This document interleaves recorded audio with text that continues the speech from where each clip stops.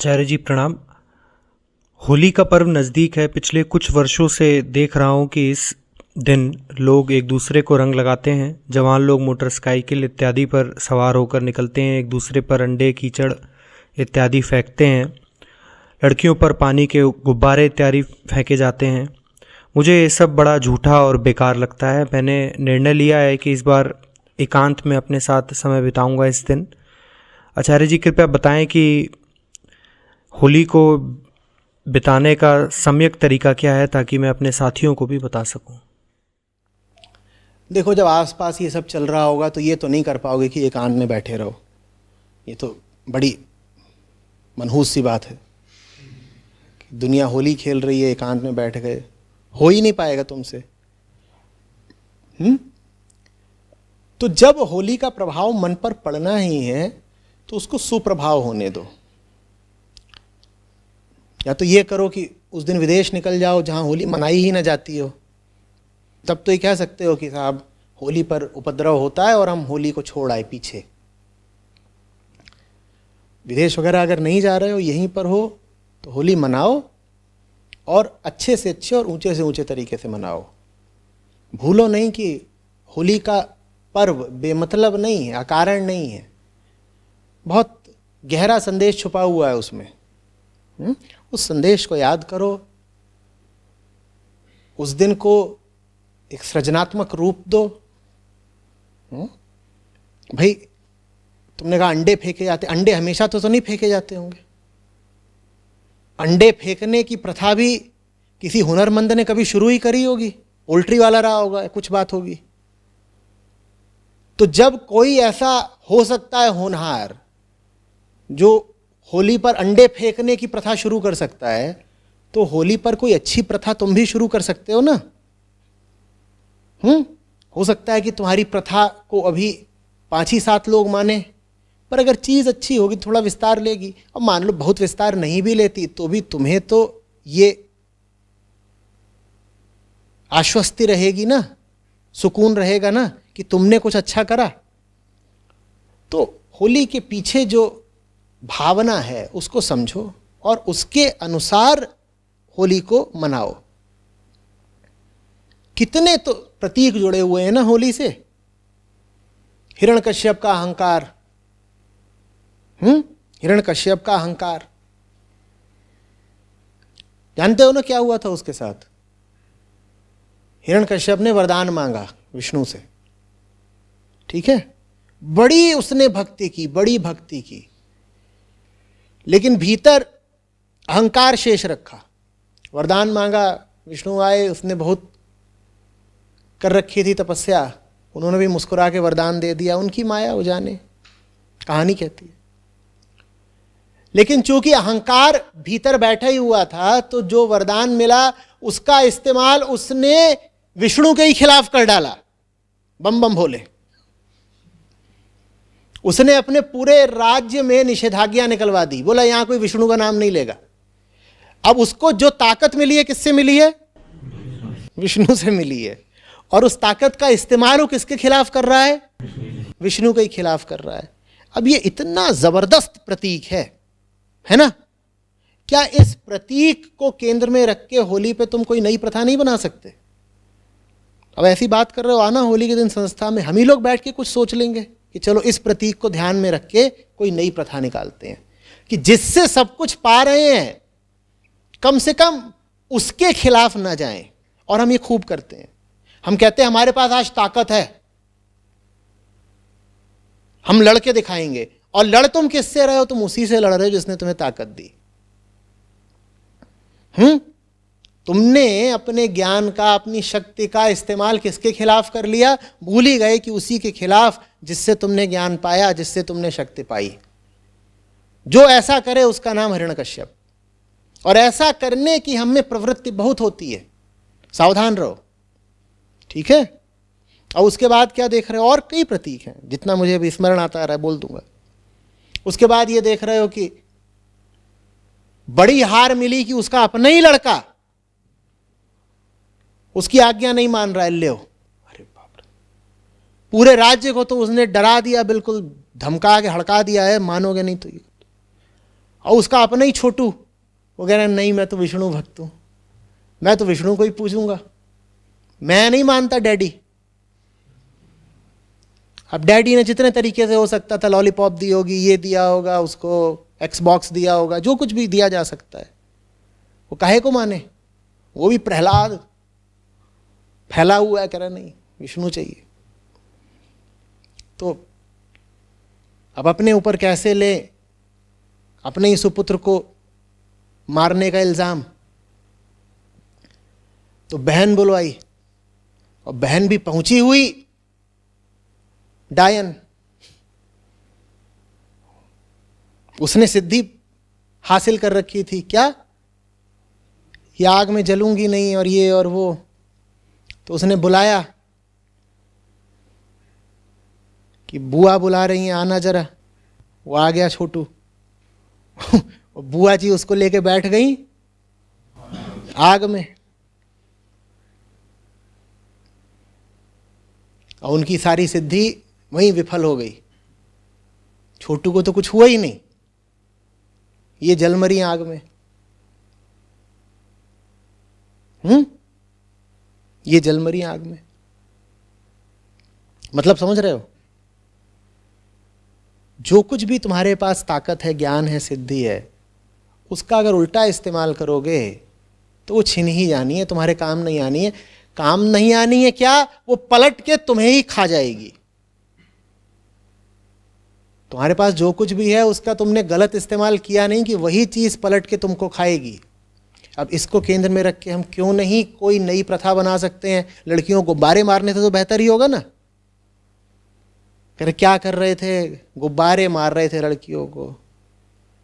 पागल, एक भी नहीं लगा किसी को। ये तो तुम्हारा हुनर है। हाँ, पहली जलील हरकत तो यह कि लड़कियों को गुब्बारे मार रहे हो, और दूसरी तुम्हारी हुनरमंदी ये कि उछाल रहे हो, लग किसी को नहीं रहा है।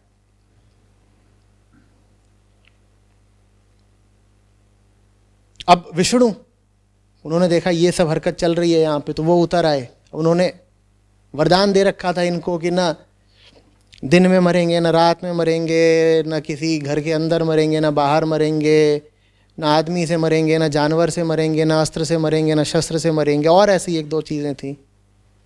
तो ये बड़े फूले अघाए घूम रहे थे कि हम तो कैसे मरेंगे।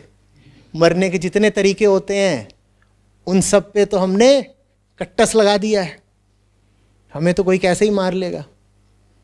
तो वो फिर नरसिंह अवतार बन के आए। नरसिंह अवतार याद है ना, वो देखा होगा चित्रों में। हाँ, आधे जानवर आधे आदमी, ना अस्त्र का इस्तेमाल किया ना शस्त्र का इस्तेमाल किया, नाखून, न दिन में मारा ना रात में मारा, ना अंदर मारा ना बाहर मारा, बीच में मारा देहरी पे, शाम को मारा। जिसने तुमको समझाया है, पढ़ाया है, जो बाप है तुम्हारा, वो एक कदम हमेशा तुमसे आगे ही रहेगा। इसी बात को देसी बोध में मुहावरे के तौर पे कहते हैं कि गुरु एक दांव हमेशा अपने पास बचा के रखता है। चेले को सब सिखा देता है, बस एक दांव नहीं सिखाता, वो आखिरी होता है, वो जरूरी होता है। क्योंकि वो नहीं सिखाया है तो चेला एकदम ही चढ़ जाएगा, एकदम ही। तो वही वहां पे उन्होंने कर दिया, बोले आ। उसको बिल्कुल गोद में बैठाया हिरण्यकश्यप को, और बहुत प्यार से उसकी छाती फाड़ दी। और ये करके फिर शायद प्रहलाद को ही राजा बना दिया था, और ये फिर होली का पर्व हो गया। और उसी में हम होलिका दहन वगैरह करते हैं।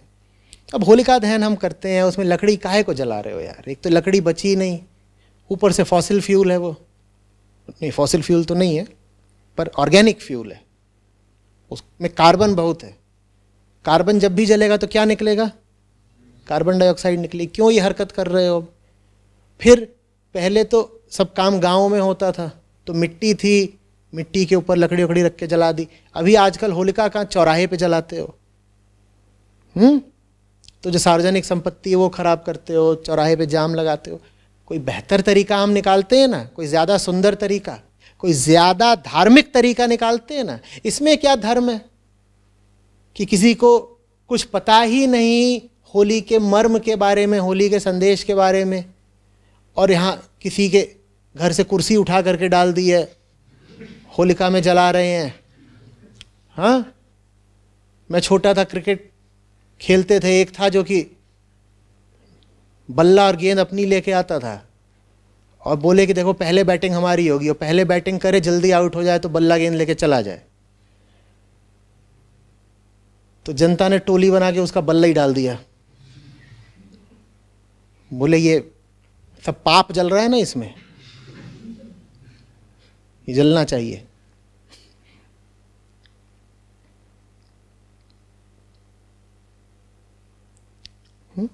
कुछ और जलाते हैं, जला सकते हैं क्या?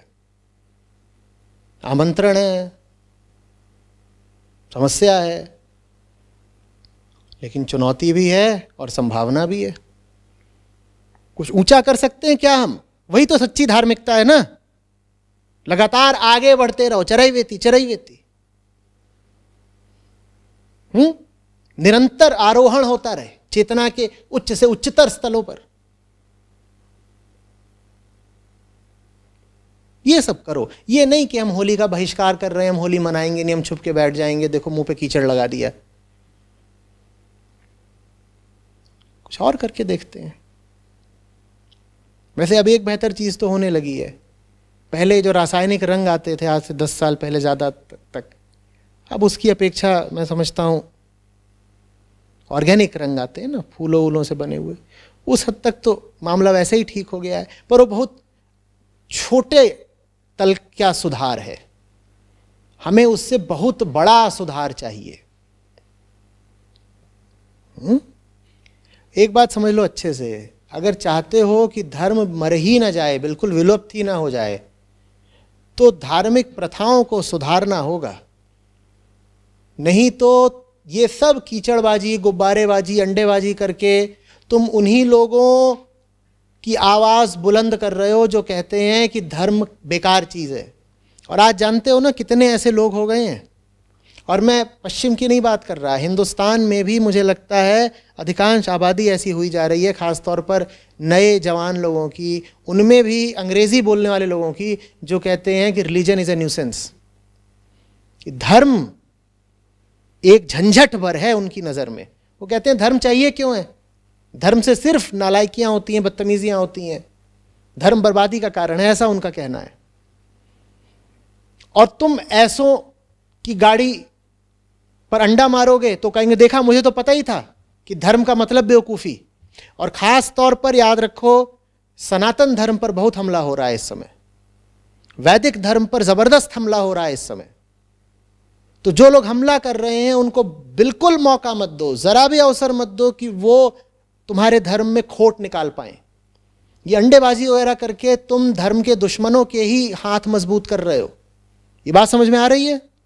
वो यही तो कहते हैं, वो कहते हैं जितने धार्मिक लोग हैं ये सब मंदबुद्धि हैं, ये पागल हैं, यही कहते हैं ना। उनका यही तो इल्जाम है। वो कहते हैं धार्मिक होने का मतलब है कि अंधविश्वासी होगा, रूढ़िवादी होगा, ठप दिमाग का होगा। भक्त शब्द को उन्होंने अब गाली बना लिया है। भक्ति की ये दुर्दशा हुई है। तुम चाहते हो ऐसा होता रहे? यहां बैठे हो तो मैं समझता हूं धर्म से कुछ प्रेम है। धर्म से अगर प्रेम है तो धर्म के नाम पर बेवकूफियां करना एकदम छोड़ दो। तुम धर्म के नाम पे पेड़ काटोगे, तुम धर्म के नाम पे अराजकता, अव्यवस्था करोगे,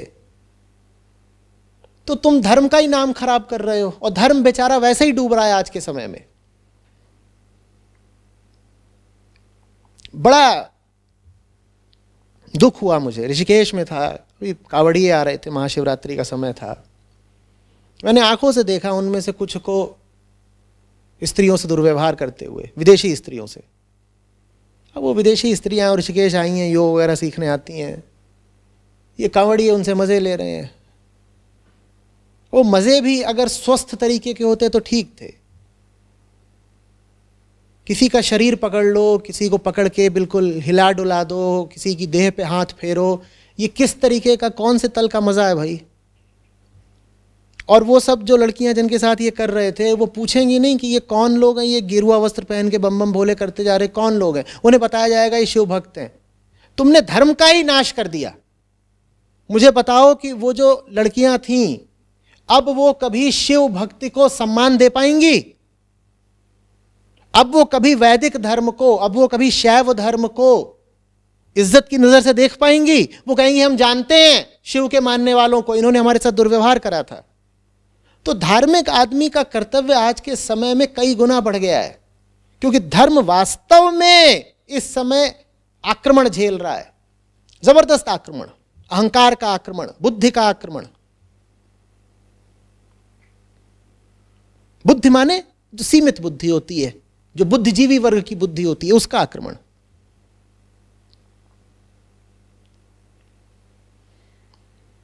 धार्मिक आदमी को आज आदर्श बन के अपने आप को प्रस्तुत करना पड़ेगा।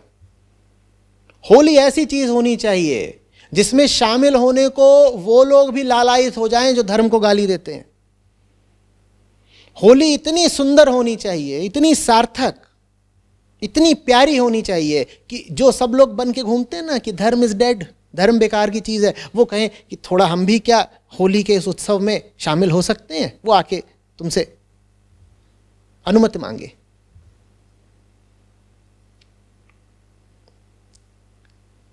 और ये बात मैं सिर्फ एक खास दिन होली के लिए नहीं बोल रहा हूं, ये साल भर की बात है। साल भर आचरण ऐसा होना चाहिए धार्मिक आदमी का कि वो दूसरों के सामने एक अनुपम आदर्श बन जाए, कहे कि ये आदमी इतना बढ़िया कैसे है, और जवाब आए क्योंकि वो धार्मिक है। कि इस आदमी के जीवन में, आचरण में, इसकी बात में, इसके कर्मों में इतना नूर कैसे है, जवाब आए क्योंकि ये धार्मिक है। तब धर्म का सम्मान बढ़ेगा।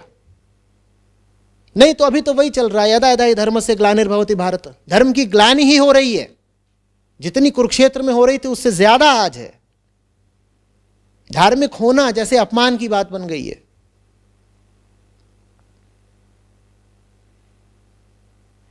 अभी आईआईटी में सत्र था मेरा, तो कपड़े पहने मैंने पूछा ठीक है, तो पीछे से किसी ने सलाह दी, बोले देखिए कुछ भी ऐसा मत पहनिएगा जो पीले जैसा हो, संतरे के रंग का हो। मैंने कहा गेरुआ बोलना चाहते हो ना? बोले हाँ। मैंने कहा पर मुझे तो वो रंग ही बहुत अच्छा लगता है, और बात आज की नहीं है, मैं 2-3 साल का था तब से मेरा प्रिय रंग है ही पीला। मैं गेरुआ वगैरह तब नहीं जानता था, तो पीला पीला बोलता था, मैं कहता था पीला पीला पीला। पर वो जो पीत वर्ण है, हमने आज उसको अपमान की बात बना लिया। ये हमने दुर्व्यवहार करा है धर्म के साथ कि अब अगर मैं गेरुआ पहनूं तो लोग सलाह देते हैं देखिए गेरुआ मत पहनिए, क्योंकि गेरुए रंग पे कब्जा हो गया है बहुत गिरे हुए लोगों का, तो आप गेरुए से दूर रहिए। मैं चाहता हूं हम गेरुए को उसकी प्रतिष्ठा वापस लौटाएं। बात समझ रहे हो? एक समय था जब कितने सम्मान के साथ गाते थे, मेरा रंग दे बसंती चोला। बसंती समझते हो ना क्या होता है? यही पीला रंग, मेरा चोला पीला हो जाए। दुनिया का सबसे सुंदर प्रतीक था गेरुआ, और उस गेरुए के साथ आज क्या क्या नहीं जुड़ गया। ठीक है, तो धर्म से अगर जरा भी प्यार हो तो जबरदस्त रूप से चौकन्ने रहो कि तुम्हारे आचरण पर उंगली ना उठ जाए।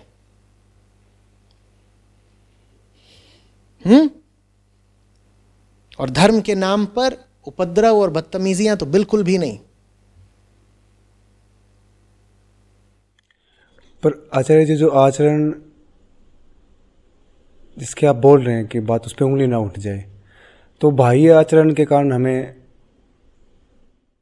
नहीं, देखो बात को घुमावदार करने की जरूरत नहीं है। बाहरी अंदरूनी आचरण, तुम धर्म के नाम पे लड़कियों को अंडे मार रहे हो, ये बाहरी आचरण है अंदरूनी आचरण है मुझे नहीं पता, मुझे ये पता है कि गलत है। मैं इसमें किसी तरह कोई जटिलता नहीं देखता। तुम बोल रहे हो बम बम भोले, और तुम्हारी टोकरी में कितनी बड़ी बोतल रखी हुई है। अब ये बाहरी आचरण है, अंदरूनी आचरण है, तुम जानो, पर ये चीज ठीक नहीं है। समझ में आ रही है बात? इसमें किसी तरह की कोई जटिलता है ही नहीं भाई। ये सब काम चेतना के गिरे हुए तल से हो रहे हैं। तुम कह रहे हो हमारे महादेव भी तो भांग धतूरा लेते हैं तो हम भी लेंगे, तो फिर तुम इस लायक भी तो हो जाओ ना पहले कि ऋभु गीता का दान कर सको। शिवत्व के कुछ बाकी लक्षण भी तुम में उभरेंगे, या बस भांग धतूरा ही तुमने सीखा है महादेव से? बोलो। तो ये सब नहीं है। कुछ चीजों में बहुत स्पष्ट होता है कि जो काम हो रहा है वो ठीक नहीं ही है। वो लीला नहीं कही जा सकती कि हम शिव भक्त हैं, हम अमेरिका की लड़की को छेड़ रहे हैं, ये लीला है, और छुपे हुए तरीके से इस छेड़ाछाड़ी से उस लड़की का उद्धार हो जाएगा। इसमें उसका कोई उद्धार है? कोई उद्धार होता तो मैं कहता छेड़ लो भाई। ये तो सीधे सीधे सिर्फ और सिर्फ छिछोरी काम वासना ही है ना, या और कुछ है? तो इन चीजों में बहस की कोई गुंजाइश नहीं है। कुछ काम तो किसी भी तरह नहीं किए जाने चाहिए, और धर्म के नाम पर तो बिल्कुल भी नहीं किए जाने चाहिए।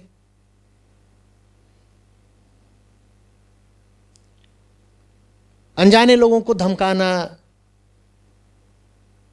उपद्रव का माहौल खड़ा करना। अभी प्रश्नकर्ता कह रहे हैं कि लड़कियों को गुब्बारे मार रहे हैं।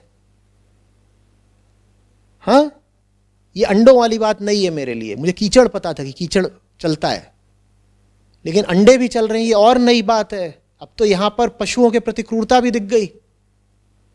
ये कहीं से धार्मिक चीज नहीं है। ये करके हम धर्म का अपमान करवा रहे हैं।